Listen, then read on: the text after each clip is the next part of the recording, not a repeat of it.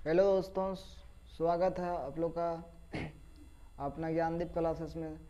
तो आज हम लोग बात करते हैं this that these and those के बारे में। तो गांव के बच्चों में अंग्रेजी काफ़ी वीक होती है, अंग्रेजी में बहुत से दिक्कतें होता है। तो आज हम लोग बात करते हैं अंग्रेजी में this that these and those का प्रयोग करना सीखते हैं।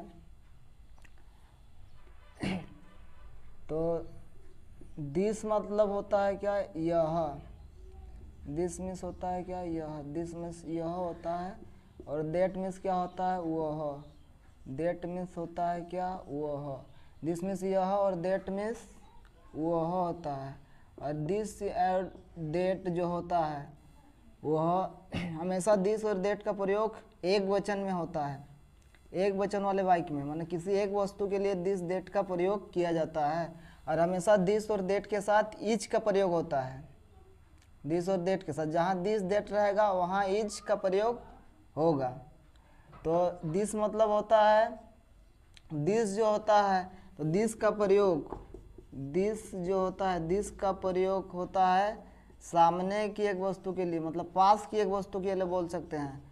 पास की एक वस्तु के लिए, पास की एक वस्तु के लिए, पास की एक वस्तु के लिए दिस का प्रयोग होता है। उसी प्रकार देट का जो प्रयोग होता है वह दूर की एक वस्तु के लिए होता है। दूर की एक वस्तु, दूर की एक वस्तु के लिए देट का प्रयोग होता है।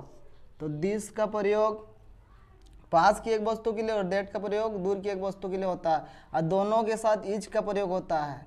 इज का भी प्रयोग हमेशा एक वचन में, एक वचन में दिस और देट के साथ हमेशा क्या होता है, इज का प्रयोग। जहाँ दिस देट रहेगा वहाँ इज का प्रयोग होगा। अब बात कर लेते हैं अब बात करते हैं दीज का, दीज और दोज। तो अपना भाषा में दिस मतलब बोलते हैं कोई भी, जैसे पास में कोई वस्तु रहता है। और दिस मतलब हम लोग जानते हैं क्या होता है, यह होता है। लेकिन हम लोग अपना बोलचाल की भाषा में, अपना भाषा में, देहाती भाषा में बोलते हैं दिस मतलब क्या होता है, दिस को बोलते हैं। अंग्रेजी में दिस हुआ और हिंदी में यह हुआ। तो अपना भाषा में बोलते हैं दिस को हम लोग ईटा। जैसे कोई नई चीज़ें दिखाई देती है तो हम लोग उस पर क्या करते हैं, पूछते हैं उस नई चीज़ के बारे में कि ईटा क्या है, कि मतलब यह क्या है। अंग्रेजी में व्हाट इज दिस, मतलब यह क्या है। तो इस टाइप से हम लोग क्या करते हैं, कोई भी नई चीज़ हमें दिखाई देता है कहीं भी तो हम लोग उससे सवाल करते हैं। तो सामने कोई वस्तु अगर दिखाई देती है, एक वस्तु, तो हम लोग किसी से पूछते हैं, नहीं जानते हैं तो किसी से भी पूछते हैं कि यह क्या है। और वही चीज़ अपना भाषा में ईटा का है, कि जैसे यह होता है हिंदी में, उसी प्रकार अपना भाषा में यह के जगह हम लोग ईटा शब्द का प्रयोग करते हैं। और अंग्रेजी में होता है दीप शब्द का प्रयोग। तो इसको बोल सकते हैं हम लोग, कोई अगर नई चीज़ दिखता है सामने में, पास में, और नहीं पता उस चीज़ के बारे में, तो किसी से पूछते हैं कि अंग्रेजी में अगर उससे पूछेंगे तो प्रश्न करेंगे व्हाट इज दिस, को पूछेंगे कि यह क्या है। और अगर हिंदी में पूछना हो तो कहना पड़ेगा हमें यह क्या है। अपना भाषा में ईटा का है के बोलते हैं। तो उसी प्रकार देट का प्रयोग दूर की एक वस्तु के लिए होता है। कोई वस्तु अगर दूर में दिखता है, उस चीज़ के बारे में पता नहीं है, तो हम लोग किसी से भी क्या करते हैं, प्रश्न करते हैं और पूछते हैं, सवाल करते हैं कि वह क्या, उस चीज़ के बारे में जानने का जिज्ञासा करते हैं कि वह क्या है। तो वह का प्रयोग यानी दूर की कोई वस्तु रहे तो उसके लिए देट का प्रयोग होता है। दिस और देट दोनों के साथ इज का प्रयोग किया जाता है। आप जानते हैं दीज का प्रयोग, दीज और दोज। तो दीज माने होता है ये, और दोज मतलब होता है वे। दीज मतलब ये और दोज मतलब क्या होता है, वे होता है। तो दीज और दोज दोनों शब्द के साथ, ये दोनों क्या है, बहुवचन वाले करता है। बहुवचन वाले वाक्य में दीज दोज का प्रयोग किया जाता है। जहाँ कोई भी चीज़ का, कोई भी वस्तु का एक से अधिक वस्तुओं के लिए दीज और दोज का प्रयोग किया जाता है, एक से अधिक के लिए। और दोनों के साथ हमेशा जहाँ दीज रहेगा और दोज रहेगा उसके साथ आर का प्रयोग, दीज दोज के साथ आर का प्रयोग हमेशा किया जाता है। यानी आर जो है बहुवचन वाले क्रिया है, इज जो है एक वचन वाले क्रिया है। तो एक वचन वाले कर्ता के साथ एक वचन वाला क्रिया लगता है और बहुवचन वाले कर्ता के साथ बहुवचन वाला क्रिया होता है। तो इससे पता चल रहा है कि दिस और दैट एक वचन है तो एक वचन वाले ये क्या है, इज क्रिया है। और दिज और दोज बहुवचन वाले करता है तो आर जो है बहुवचन वाले क्या है, क्रिया है। तो जैसे कोई नई चीज़ हम लोग को हमें दिखता है, दीज, जैसे कोई नई चीज़ हम लोग को दिखता है पास में, मतलब अनेक चीज़, तो अनेक के लिए होता है दीज का प्रयोग जो होता है पास की अनेक वस्तु के लिए। दीज का प्रयोग पास की अनेक वस्तु के लिए, पास की अनेक वस्तु के लिए, पास की अनेक वस्तु के लिए दीज का प्रयोग होता है। जैसे एक से अधिक कोई पास में नई चीज़ें हम लोग को दिखता है, हमें दिखता है, तो हम लोग किसी से पूछते हैं कि ये क्या है, ये क्या है, पूछते हैं हिंदी में अगर। और इंग्लिश में अगर पूछना हो तो what is this, what is this, ये क्या है, व्हाट इज दिस, ये व्हाट इज दिस, ये क्या हैं। और दोज का प्रयोग दूर की अनेक वस्तु के लिए होता है, दूर की अनेक वस्तु, दूर की अनेक वस्तु के लिए, दूर की अनेक वस्तु के लिए दोज का प्रयोग किया जाता है, दूर की अनेक वस्तु। जैसे बोलेंगे इशारा करके कि कोई सामने अनेक चीज़ें, मतलब एक से अधिक कोई चीज़ है, तो हम प्रश्न करेंगे कि ये क्या हैं, ये क्या हैं। और अगर कोई वस्तु दूर में है तो उसके लिए प्रश्न करेंगे, पूछेंगे किसी से इशारा करके कि वे क्या हैं, तो वे का प्रयोग दूर की एक वस्तु के लिए होता है, और दीज माने ये होता है, ये का प्रयोग पास की अनेक वस्तु के लिए। तो उसी दीज शब्द को ही अपना हम लोग देहाती भाषा में बोलते हैं, दीज को बोलते हैं अपना भाषा में, हम लोग जो अपना भाषा बोलचाल की भाषा है उसमें कहते हैं कि अगर सामने पास में कोई ज़्यादा चीज़ है, अनेक चीज़ें हैं, तो हम लोग बोलते हैं कि इगला का है क्या है। तो जिस प्रकार ये शब्द का प्रयोग हिंदी में होता है और इंग्लिश में दिस शब्द का प्रयोग होता है, उसी प्रकार हम लोग का अपना लोकल भाषा में इगला शब्द का प्रयोग होता है ये की जगह। इगला का है के पूछते हैं, इगला का है के, इगला मतलब होता है ये, चाहे दीज बोलिए, जिस प्रकार दीज होता है ये होता है, उसी प्रकार हम लोग की भाषा में इगला होता है। और दोज मतलब होता है वे, और वे का प्रयोग दूर की अनेक वस्तु के लिए, दूर की अनेक वस्तु के लिए। और दोज शब्द को अपना भाषा में लोग बोलते हैं, चाहे वे शब्द को बोलते हैं उगला, दूर में कोई अनेक वस्तु रहे तो उसके लिए उगला शब्द का हम लोग प्रयोग करते हैं। तो चलिए अब बढ़ते हैं। और जो वाक्य में, जो सेंटेंस में दिस और दैट का जहाँ यूज होता है, वहाँ पर एक वचन वाले वाक्य में ए एन का भी प्रयोग होता है। तो ए एन का प्रयोग के बारे में जानते हैं, यूज ऑफ ए या एन। तो ए या एन का प्रयोग कहाँ पर होता है और किसका किसके साथ होता है जानेंगे। तो यूज ऑफ ए या एन, यूज ऑफ ए या एन, तो ए या एन का प्रयोग जानते हैं कहाँ होता है। तो ए या एन का प्रयोग तो ए या एन का प्रयोग, ए या एन का प्रयोग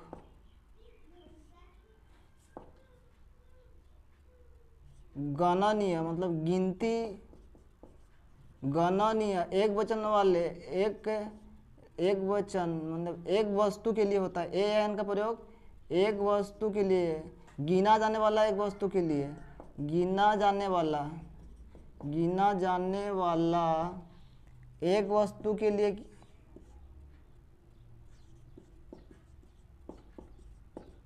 एक वस्तु के लिए होता है, गिना जाने वाला एक वस्तु के लिए होता है। किसका प्रयोग, ए या एन का प्रयोग। और यह सदा दिस और दैट के साथ ही होता है।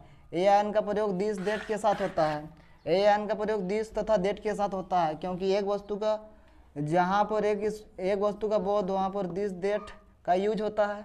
तो दिस या दैट के साथ, दिस या दिस एंड दैट के साथ, दिस और दैट के साथ, दिस और दैट के साथ, दिस और दैट के साथ ही, दिस और दैट के साथ ही ए या एन का प्रयोग किया जाता है, ए या एन का प्रयोग किया जाता है जब, लेकिन हर जगह नहीं, हर वाक्य में नहीं। जहाँ वस्तु, एक वस्तु का जहाँ बोध और जो वस्तु गिना जाने वाला हो, वहाँ पर दिस और दैट के साथ क्या होता है, ए या एन का प्रयोग किया जाता है। दिस और दैट के साथ ही ए या एन का प्रयोग किया जाता है, दीज और दोज वाले वाक्य में नहीं होता है, दीज और दोज के साथ नहीं होता है, दीज और दोज के साथ नहीं होता है, दीज और दोज वाले वाक्य के साथ नहीं होता है, यानी बहुवचन में एन का प्रयोग नहीं होता है, हमेशा एक वचन में और गिना जाने वाला वस्तु के साथ, वस्तु जो होगा वो गिना जाने वाला होना चाहिए, तभी ए एन का प्रयोग दिस दैट वाले वाक्य के साथ होता है। तो अब समझ में आ गया ए एन का प्रयोग। तो आगे हम लोग बढ़ते हैं और जानते हैं आगे ट्रांसलेट करना सीखते हैं कि ऐसे ट्रांसलेट करना हिंदी वाक्यों को। तो translate into English, translate into क्या, इंग्लिश, मतलब कोई हिंदी वाक्य है उसको इंग्लिश में क्या करना है, अनुवाद करना है, बदलना है, ट्रांसलेट करना है। तो चलिए वाक्य को देखते हैं। सबसे पहले पहला वाक्य मान लीजिए कि यह एक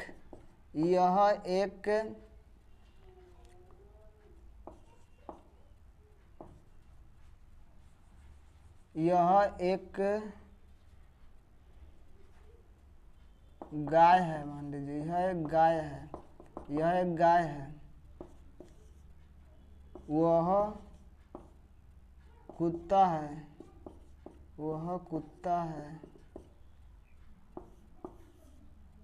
और उसके बाद यह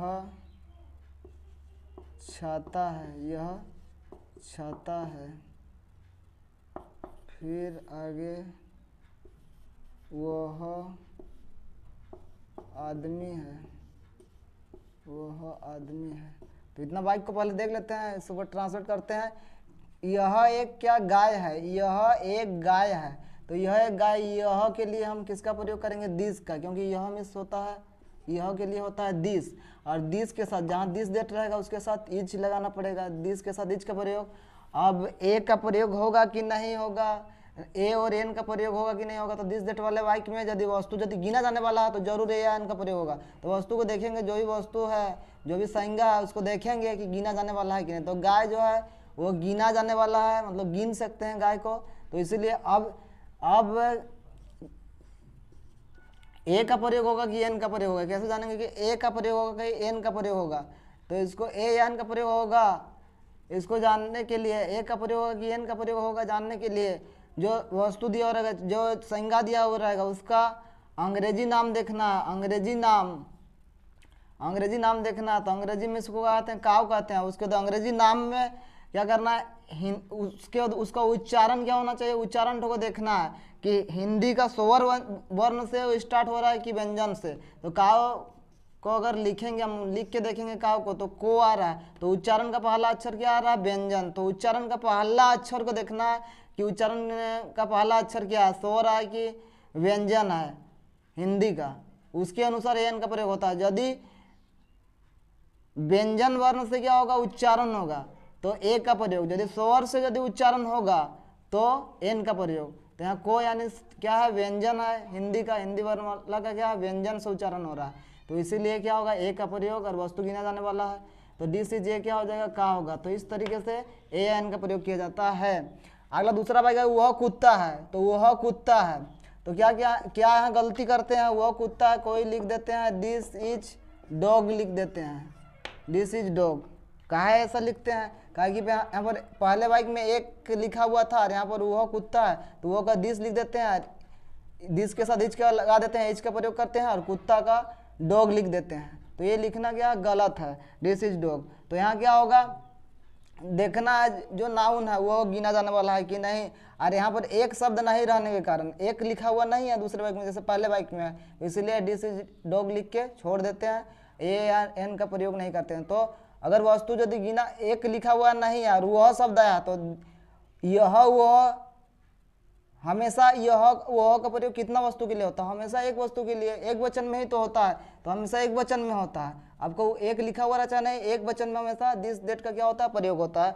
तो इसीलिए यहाँ पर ए या एन का प्रयोग होगा। तो किसका प्रयोग होगा, कैसे जानेंगे, ए का होगा कि एन का होगा। तो उसके लिए जो भी नाउन दिया हुआ रहेगा, जो वस्तु दिया रहेगा, उसका नाम लिख के देखना पड़ेगा अंग्रेजी में। जैसे कुत्ता है तो कुत्ता को हम लोग कहते हैं डॉग, तो डॉग कहते हैं, उच्चारण का देखना है पहला अक्षर, अंग्रेजी हिंदी वर्णमाला का क्या अक्षर आ रहा है उच्चारण में, क्या कौन सा उच्चारण अक्षर से उच्चारण हो रहा है। तो देखिए दो अक्षर से उच्चारण हो रहा है, डॉग क्या है, व्यंजन है, इसलिए क्या होगा, डिस इज क्या होगा, यहाँ पर हम ए लिख सकते हैं, ए क्या होगा, डॉग होगा, ए डॉग होगा। उसके बाद आइए तीसरा वाक्य में आते हैं, और तीसरा वाक्य है यह छाता है। तो यह छाता है को हम लोग क्या लिखेंगे, यह छाता है तो डिस इज, डिस इज। अब बारी आता है ए का प्रयोग होगा कि एन का होगा, वस्तु गिना जाने वाला है कि नहीं। तो छाता देखिए, छाता जो है क्या है, छाता को हम लोग गिन सकते हैं। तो छाता को अंग्रेजी में क्या कहते हैं, अम्ब्रेला कहते हैं। अम्ब्रेला, अम्ब्रेला का स्पेलिंग होता है UMBRELL, अम्ब्रेला होता है। इसको अगर लिखा जाए तो हिंदी में अम्ब्रेला, इस प्रकार से लिखा जाएगा अम्ब्रेला। तो शुरू में क्या आ रहा है, स्वर ध्वनि से उच्चारण हो रहा है, इसलिए यहाँ पर ए का यूज नहीं होगा, क्या लगेगा, एन लगेगा। तो दिस इज एन अम्ब्रेला होगा, एन क्या होगा, अम्ब्रेला, एन अम्ब्रेला। तो ऐसे ट्रांसलेट यह हुआ वाला वाक्य के साथ क्या करना, ट्रांसलेट करना अंग्रेजी में से। यह हुआ वाले वाक्य का ट्रांसलेट होगा वह आदमी है। तो वह आदमी है, देखिए यहाँ पर वह आदमी है, तो यहाँ पर क्या होगा, वह का देट होगा, और देट इज क्या होगा, आदमी को गिनते हैं, किंतु गिनते हैं, आदमी को कहते हैं अंग्रेजी में मैन कहते हैं, इंग्लिश में मैन कहते हैं, और आदमी को गिना जाता है तो मैन कहते हैं आदमी को। तो डिस इज क्या होगा, और आदमी को गिना जाता है। तो मो आ रहा शुरू में, उच्चारण का पहला अक्षर देखिएगा तो क्या आ रहा है, मो आ रहा है, तो मैन में, तो देट इज क्या होगा, ए मैन। तो लिख के देखना पड़ेगा, लिख के देखना पड़ेगा। जैसे आदमी को मैन कहते हैं तो मैन कैसा लिखा जाता है, ऐसा लिखा जाता है, मो अक्षर आ रहा है। तो उसी प्रकार आगे फिर पढ़ते हैं।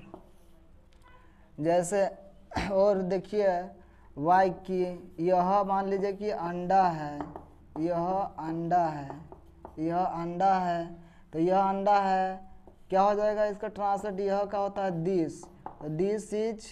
अब अंडा को कहते हैं, एग कहते हैं, एक, इसको लिखा जाता है एग को इस प्रकार से। उच्चारण का पहला अक्षर देखिएगा तो ये अक्षर से हो रहा है, स्वर ध्वनि से हो रहा है, स्वर अक्षर से उच्चारण और स्वर ध्वनि से हो रहा है। तो इसीलिए दिस इज क्या होगा, एन एग होगा, एन क्या होगा, एग, एन का प्रयोग होगा वाक्य में।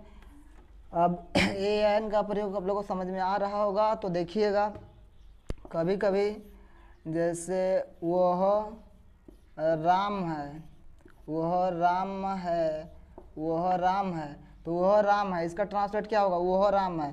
तो वह का देट होगा, और देट के साथ इच का प्रयोग। उसके बाद ए राम ऐसा अगर लिखेंगे तो क्या हो जाएगा, ये सेंटेंस जो है गलत हो जाएगा, ये अनुवाद, अंग्रेजी अनुवाद। वह राम है, देट इज ए राम।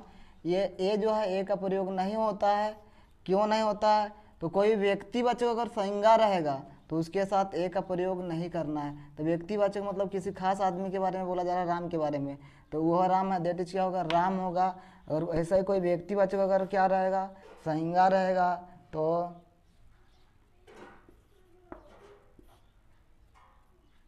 ए का प्रयोग नहीं करना है, ए एन का। यह जैसे रांची है, यह रांची है, यह रांची है, तो यह रांची है, तो ये भी क्या है, किसी खास व्यक्ति वस्तु स्थान के नाम को कहते हैं व्यक्तिवाचक संज्ञा। तो यह रांची है, तो ये भी हो गया क्या, प्रॉपर नाउन व्यक्तिवाचक संज्ञा। तो देट इज क्या होगा, ए का प्रयोग नहीं होगा, देट इज क्या होगा, रांची होगा। तो उसी प्रकार फिर आते हैं और वाक्य को देखते हैं। जैसे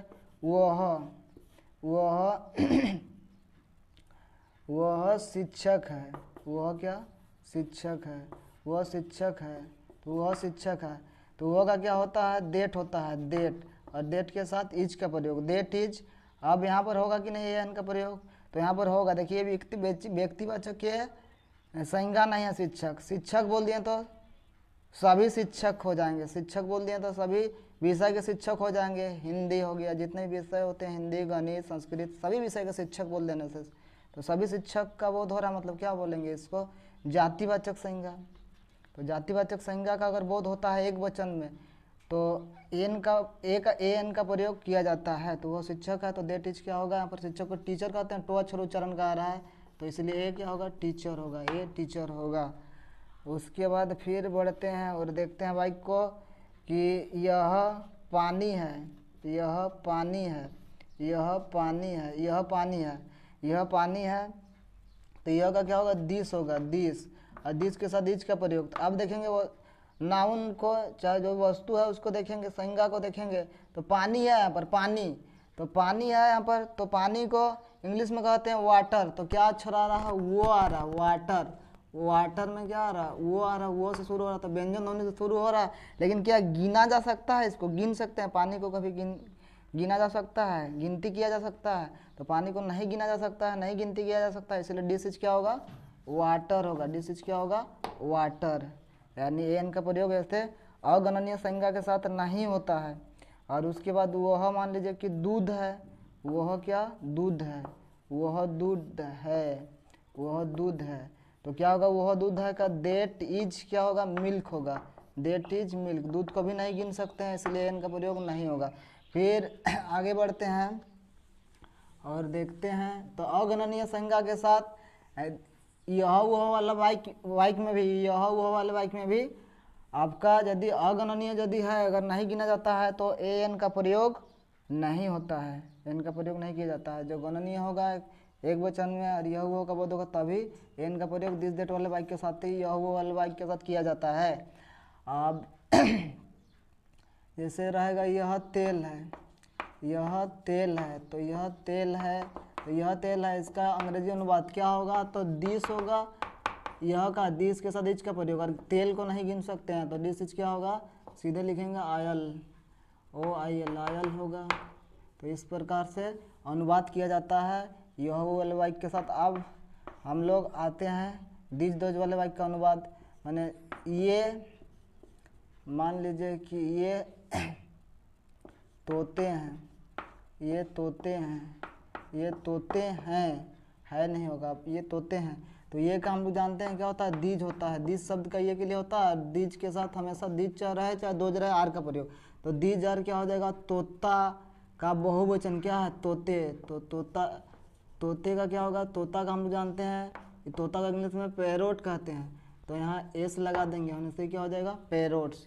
क्योंकि किसी कोई एक वचन वाले नाउन में एस लगाकर क्या किया जाता है, बहुवचन बनाया जाता है, लेकिन जरूरी नहीं सब में आपका एसी लगाकर बहुवचन बना जाता है।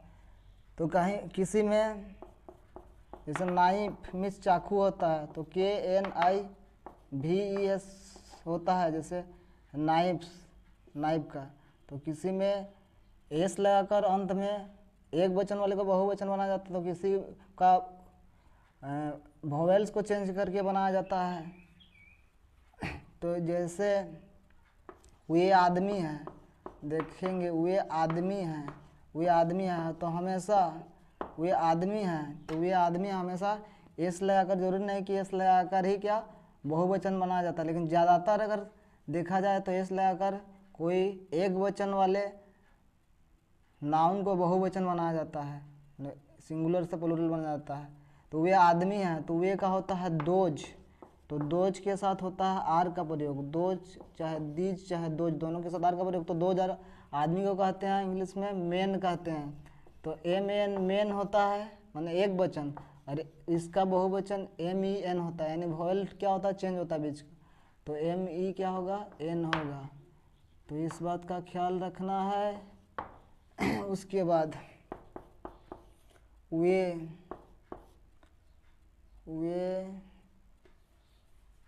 लड़के हैं, वे लड़के हैं, वे लड़के हैं, वे लड़के हैं, तो क्या होगा, वे लड़के हैं, तो वे का दोज होगा, और दोज के साथ आर का प्रयोग। दोज आर क्या होगा, लड़का का जानते हैं एक वचन में बॉय होता है, लेकिन लड़के में एस लगा देना है, एस लगा के बहुवचन बना जाता है, बॉयज हो जाएगा, दोज आर बॉयज।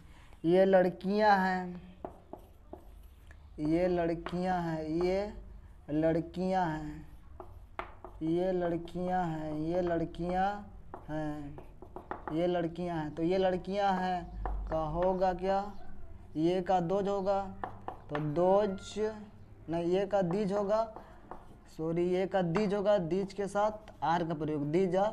लड़की को इंग्लिश में लड़की का एक वचन में गर्ल होता है, लेकिन बहुवचन है लड़कियां, अनेक लड़कियां, तो इसलिए एस लगेगा, गर्ल्स हो जाएगा, दीज आर क्या, गर्ल्स।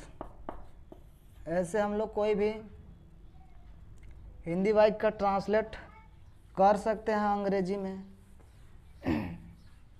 कुछ छोटे मोटे जो नियम होते हैं उसको क्या याद करके, और छोटे मोटे नियमों को याद रख के ऐसे हम लोग कोई भी हिंदी वाक्य का अनुवाद अंग्रेजी में कर सकते हैं। वे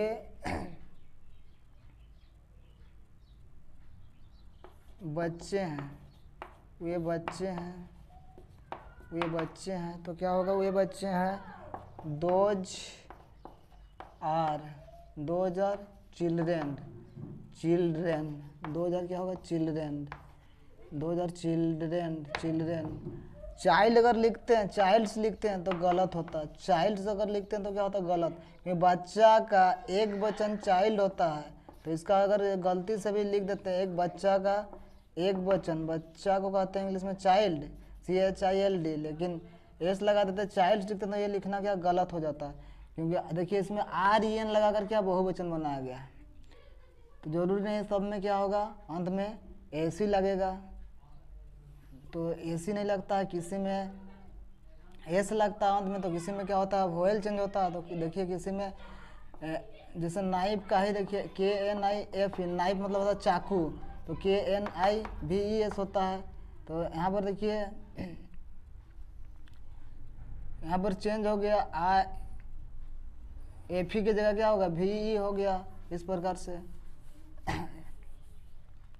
उसके बाद फिर बढ़ते हैं,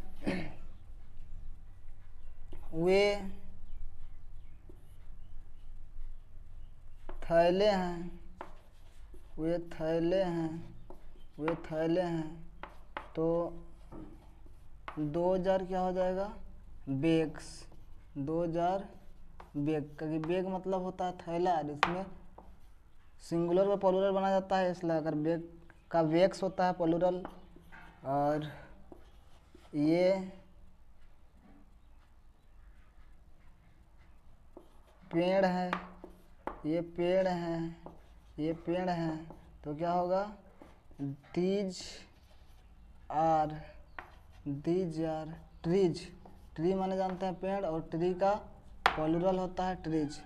तो चलिए, ये वीडियो कैसा लगा आप लोग को, अगर अच्छा लगा तो आप लोग लाइक कमेंट सब्सक्राइब जरूर कीजिएगा, और आप लोग के लिए और बेहतर करेंगे। और चलिए उसके बाद मिलते हैं फिर अगला नेक्स्ट वीडियो में।